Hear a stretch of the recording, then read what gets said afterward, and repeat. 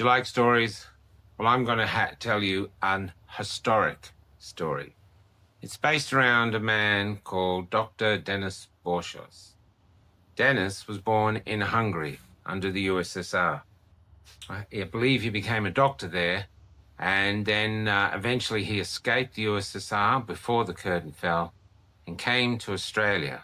He came here seeking freedom. He came here for a better life for his new family. He came with a partner, and together they ended up in a town called Colac, where they set in Victoria, and they set up a surgery just out of town, which had like a mile-long driveway outside the front of their clinic. And then they just got to work building a life. Now, because Denis had trained in the USSR, he was good at everything, from delivering babies to fixing broken legs to being an anaesthetist, and this is what had happened in the hospital, the Colac hospital. He was their go-to man. Now, a lot of Victorian hospitals now, and actually hospitals all over Australia, some of them don't even have doctors. You have to do a call-in, like a video conference, to see the doctor. Well, Denis was this hospital's go-to man. He'd be there in the middle of the night delivering babies and all manner of things. He was also very pro-vaccine and very much on the side of Big Pharma until one of his daughters suffered from a severe vax injury. And he put that down to just like bad luck. Someone has to get unlucky. I don't want to put more into his words. And he kept on giving vaccines and believing them until a second daughter also had a severe vax injury. Suddenly he had 4 children, and 2 of them were severely injured by vaccines. This changed his outlook on vaccines, and he was reluctant to give them out after that. He also noticed in town, or in the people he was watching, that if a family had a family of, say, 4 children, one of them would be on the spectrum or have some sort of vaccine injury. So he was hesitant about giving them. But then he knew at some point he would be in trouble for this, because you couldn't challenge vaccines. You could end up being suspended or worse. So he started preparing for the fact that at one point our state, our community would say, you won't follow the protocols, so we don't want you to be a doctor. That happened when COVID came. Now, he did not want to give out the COVID vaccination. He did not trust it, and he felt to be going against his Hippocratic oath, because in one thing, he couldn't give informed consent, because like everybody else in the country, he didn't know what was in it. So what he started doing was giving exemptions, and he didn't market the fact that he was going to give exemptions. It's just on one Monday, he started handing out exemptions to anybody who turned up looking for one. I think he gave out about 3. Now, these exemptions were basically, they literally could be legal, but of course you'd have to go to the High Court to fight that. But what he said was these people want 3 months thinking time to find to find the information so they can truly do informed consent decision. They want to be informed, and then they will consent once they've been informed. So it was like that. Don't quote me exactly, but that was what the exemption was. And so he started handing them out on Monday. And most of the world, and especially Australia, had never heard of this doctor. On Tuesday, a few more people heard, because the word spread from the 3 he gave get out to. On the Wednesday following, he had a mile-long queue of cars outside his practice. There's a long driveway up to his practice that was shoulder to shoulder with people wanting an exemption. That's how far the word had spread. There was police officers, nurses, councillors, and other people from politics, members of parliament, in this line, desperate to get an exemption. Because like many people, they didn't want to take this vaccination. Now, what happened after a while? The police turned up. They turned off the water to the surgery. They surrounded the surgery like he was, I don't know, selling drugs or something. And so they lined up, they wouldn't let anybody in. Then they went in, shut the surgery down, and knocked on his door. And when they knocked on his door, he came out of his surgery, found them all there waiting for him, and he said, and this is historic, "Are you here for an exemption?" And chances are they probably were. Anyway, he then got suspended. He was seen by AHPRAH, he was seen as a danger to the community, so he got an immediate suspension. This is where we heard of him. And we did a documentary with him, Dr. Oosterhuis and Dr. Hobart, who'd all literally been suspended for challenging the narrative and having questions about the COVID vaccine. Anyway, since then, what happens in Australia now is if you challenge AHPRAH, they have a thing, punishment by process. So what happens if a doctor is suspended? It should happen very quickly, a month, 2 months, 3 months, all the paperwork's done, and he or she has a judgment whether they're going to be deregistered or whether they're going to be re-educated or whatever. Now they stretch it out for years. So this has literally been almost 5 years of waiting for a final verdict, which has come through now. And the verdict is basically saying, and he agrees with it, the verdict is basically saying, let me get this right. They're saying he has shown no remorse. And he told me he's correct. I'm not remorseful for doing what I'm doing. And he's shown no interest in being re-educated or something like that. And he said, yes, he shows no interest in being re-educated. He instead now cuts trees. He's got a tree clipping business that he's done. He's going around his local area cutting trees down. How does our society, or especially the Colac community, how do they benefit by having this doctor that has been there to give birth to many of them, probably saved quite a few lives? How do they benefit by having this doctor basically cast out, shamed? How does Colac benefit? How do we benefit as a people if our doctors are not allowed to question certain medications that are being pushed down our throats? I mean, what if these are the frontline scientists, really, these GPs? Think of them also like scientists, and they're sitting there seeing these injuries come in and going, okay, something's wrong here. Shouldn't they be able to call up and go, listen, I've got 5 patients here who've been injured by this vaccine. I think we should halt it until we've had further investigation. Doesn't that make sense? It's not saying that the vaccine is the issue causing the trouble, but there is enough evidence to go, maybe we should check this out. I mean, you get a punnet of strawberries. I remember one punnet of strawberries had a pin in it, and all over Australia, they removed all the strawberries just in case someone else swallowed a pin. And yet with vaccines, we've seen so much injury, and it's just ignored. And this is when it comes, what do you want from your doctors? Do you really want a relationship with your doctor where it's just you and the doctor, and they're going to tell you the truth, whatever it is? And if you need something healthy, like just to walk or get some vitamin C or something like that, then he'll tell you, look, or she'll tell you, that's what I think you need to do with my expertise. Or they might go, I actually think you might have to try this drug just to bring your blood pressure down or something like this. We want them, nothing. Do you want anything filtering their expertise between you and them? Because at the moment now you have your doctor, you have yourself, and you've got AHPRAH sitting there with a gun at the doctor's head saying you will follow the protocols.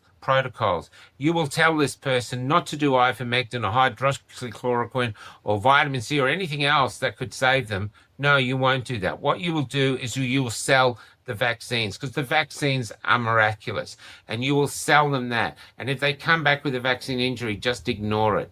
Do not send us in a form that you have a query about it. Do not. And that's why the TGA only says about 14 people died of the vaccine, and they are 98% funded by Big Pharma. This man was born under tyrannical circumstances into the USSR. He escaped that for the freedom in Australia and became a great Australian. He was a true migrant success story. Our culture, our society benefited from having him here working in our community. And now, because he won't jump through AHPRAH's hoops, because he won't betray his Hippocratic oath, he's now cutting down trees, and Colac is short one incredible doctor. You are the loser in this equation. You now have doctors who might be good doctors, but they will be terrified to tell you the truth if the truth sees that they will be deregistered, meaning you no longer have informed consent. All you have sitting before you is a drug pusher who's going to try to get you to take whatever drug Big Pharma or any vaccine Big Pharma wants you to take. And the reason they will do that is not that they don't care about you, but they care about themselves and their job first. I've got a gentleman here from a regional town, and he's had he heard today about a doctor in Colac that was giving exemptions, and he needs a vaccination status to keep his job. So he went to Colac to get an exemption. And can you tell us the story from there? And let's call you Jock. We got there at 9:30, and so when we pulled up, it was a few cars just down below the clinic, but we hadn't been there at the clinic before, so we didn't know what to expect.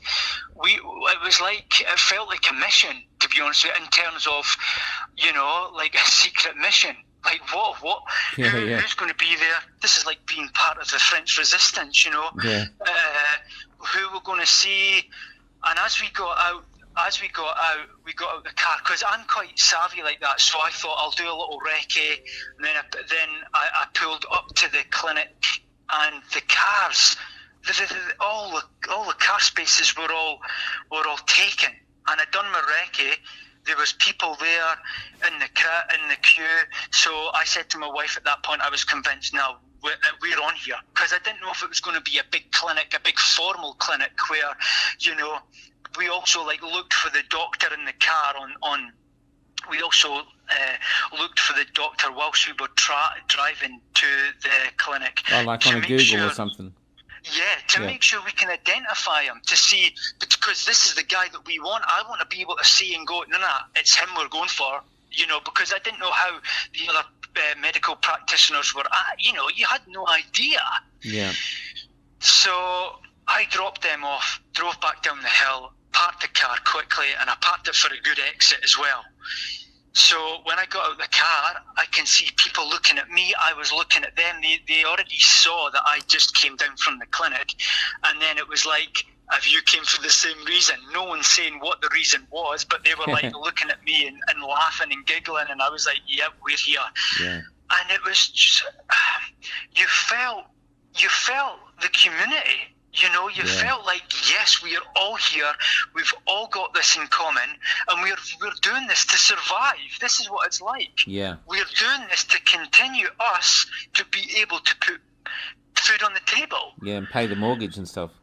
And pay the mortgage. And, and so we got up into the crowd, and, that because there was a queue. We got there 30 minutes early. I thought we would be waiting on the doctor, but no.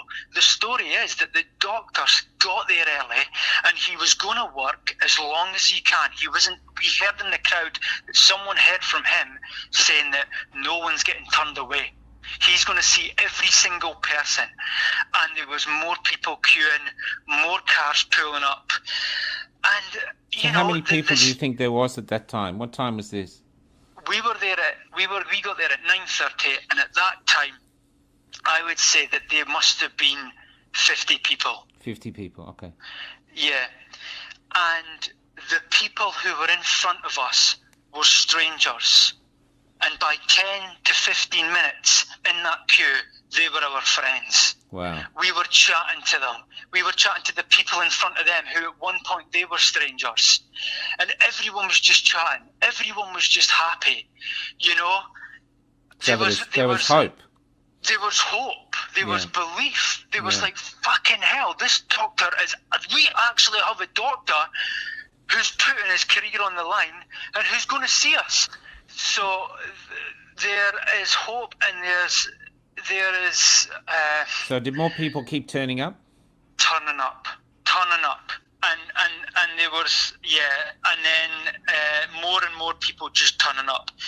But the queue was taking a long time. It was taking a long time to go down. You know, I expected that myself and my partner would return to work that day, but it was going. But to be honest here, I said to my wife, this is like in the UK when these big concert tickets go on, people queue for hours and hours, or they phone for hours and trying to get these tickets. And I said to my wife jokingly, these are like the best concert tickets in the land. And we were happy to wait.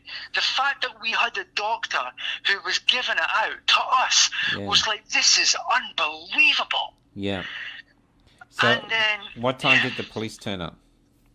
So we got there at 9:30, and I think the cops turned up because I think that people were grassing us up. In other words, people were phoning. The neighbours, it was because the clinic was on its own in a little country road, but they always had one or two neighbours that were phoning up because they were seeing the rows of cars parked on the country road. Yeah. So I would estimate to say that the police turned up probably about 10:30, 11 o'clock. All right. And at that point, we started to go, oh no, is this it? And then, as I said, I saw the police car, blue and red flashing lights below on the street, and then they drove up the long hill to the clinic, and then they basically did a U-bolt and turned back. And so at that point, when they, it was still, everyone was still. Oh, so they left. Oh, they left. Okay. They left. Okay. Yeah. Yeah, and then they were saying that the police were then stopping people. But what you mean that they might have put a roadblock up somewhere to stop more people coming? Well, yes, that's what they did. Eventually, they did that. Because at this point, we're seeing people coming out from who've just seen the doctor, and they were like, it's ecstatic. Wow. We were even clapping for them because we were so happy for them. Oh my Lord. And you could just see they were grinning from ear to ear, and everyone was just excited. And I was saying to my friend, get here, this is the real deal, we are doing this. Yeah. And then again, as I said, we waited for about 4.5 hours, and by that time we had then just reached the small reception. We were inside the building. We were inside the building for about 15 minutes, and next thing you know, the police had turned up, 2 of them, and then a third one being the sergeant. The reason I know that is, well, not only did I saw our badges of rank, but she wanted to speak to the doctor, and I want to say that when she came in, because no one had masks on, no, everyone was just convinced this is a load of bullshit, and so, but when they came in, everyone kind of grabbed their masks. When the police came into the reception, everyone grabbed the mask in panic of getting a fine. Yeah. Or getting told off, or any excuse for the police to remove us from this precious opportunity that we could not believe our luck that we have found ourselves in. Yeah. But they weren't interested in that. They wanted to speak to the doctor. So the doctor came out, and his exact words... Can you explain to me, what's he look like? Is he young? Is he old? What was the doctor look like? The doctor's in his 50s. I would say in his 50s. He has got grey receding hair. He was in I think he had like a whitish shirt on. He was obviously well dressed. He was working. He was doing his good work. Yeah. So when he came out, we were like, wow, there he is. Yeah. And the first thing he said was, which was staggering to me, he said to the police officer, "Are you here for an exemption too?" And I was just like, you beauty, brilliant. And I was just like, fucking hell, we're going to get this. Yeah. We are going to get this. He doesn't care. Well, he does care, but he knows I feel he feels in his heart that he's doing the right thing. Yeah.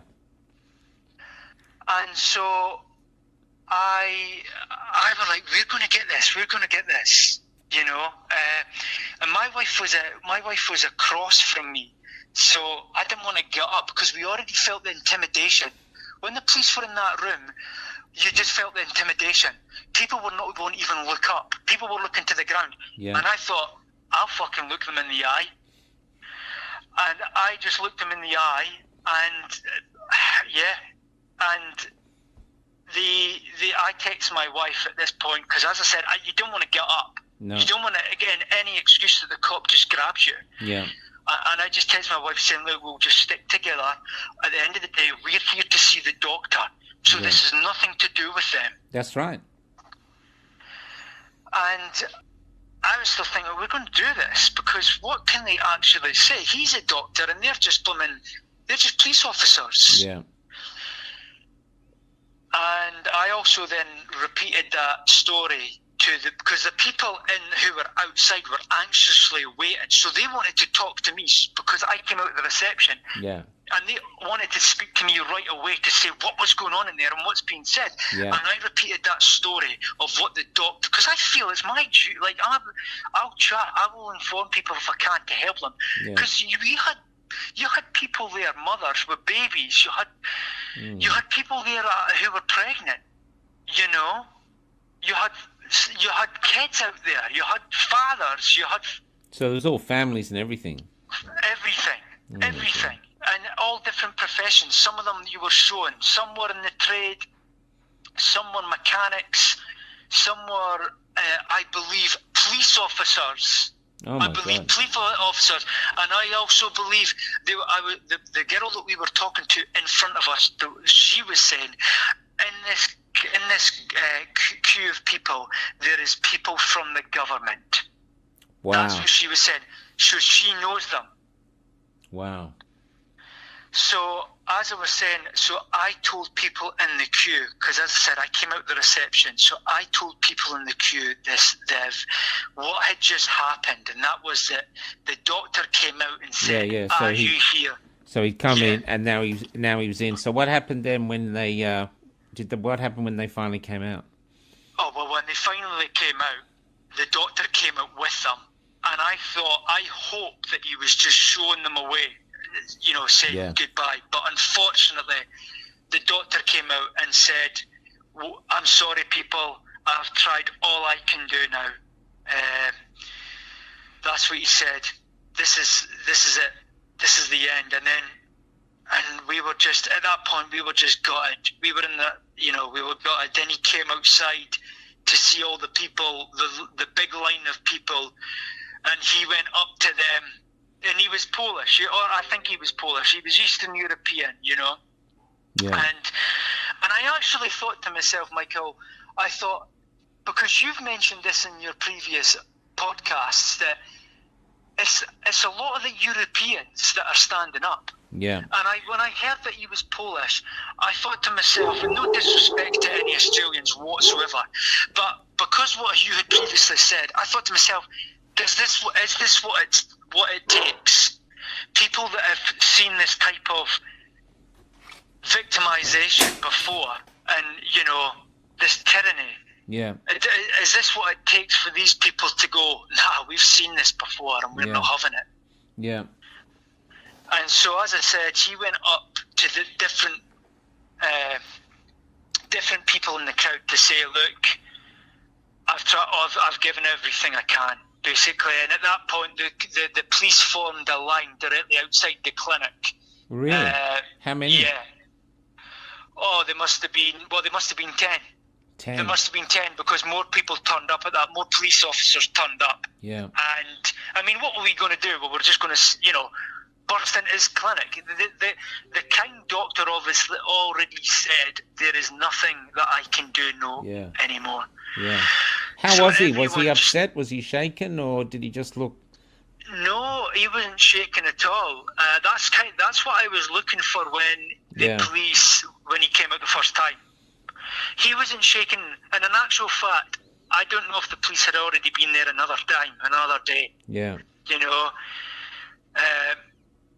But no, he seemed fine. But how was the crowd then? with the police. Oh, then the crowd was emotional. I saw people cry. There was people in tears. There was people who then started shouting abuse at the police. And I mean, not nasty abuse, but just saying, shame on you, which I felt was justified. And, I even said to the police officer, how can you sleep at night? This is our body, I said to him. This is our body and this is our choice. And what did they say? They were straight-faced. They didn't say anything. And to be honest with you, I didn't know. I know that lovely police officer stepped down the other day. And I heard what she had to say. A lot of the officers are with us, Yeah. So I didn't know that was going through my mind as well, Yeah. They were with us. Maybe they were just following orders. But at the end of the day, I said to the officer, "What about your children too, mate? Yeah. It's about time. I feel more police need to step down and stand up with us." But honestly, And I just want to go there. I just want to go there. How did we reach here? Where the view looks like the view I used to see. But somehow everything has changed. Everything is gone, and yet remains.